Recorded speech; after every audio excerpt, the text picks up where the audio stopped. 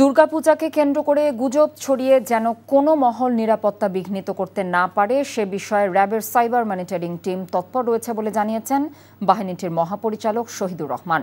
রাজধানীর ঢাকেশ্বরী জাতীয় মন্দিরে নিরাপত্তা ব্যবস্থা পরিদর্শন শেষে সংবাদ সম্মেলনে কথা জানিয়েছেন তিনি।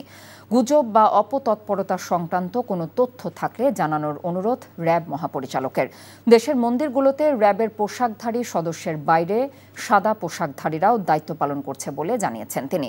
পূজাকে কেন্দ্র করে দেশের বিভিন্ন স্থানে বিচ্ছিন্ন কিছু ঘটনা ঘটেছে উল্লেখ করে র্যাব মহাপরিচালক বলেন, সামনে আর যাতে কোনো অপ্রীতিকর ঘটনা না ঘটে সে বিষয়ে র্যাব সতর্ক রয়েছে।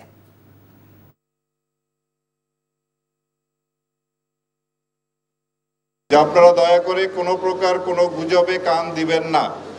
সাইবার টিম তারাও সার্বক্ষণিকভাবে সাইবার ওয়ার্ল্ড মনিটরিং করতেছে, যাতে কোনোভাবে কোনো দুষ্কৃতিকারীরা কোনো রকম গুজব ছড়িয়ে যাতে এই উৎসবের যে আমেজ সেটা যাতে কোনোভাবে নষ্ট করতে না পারে।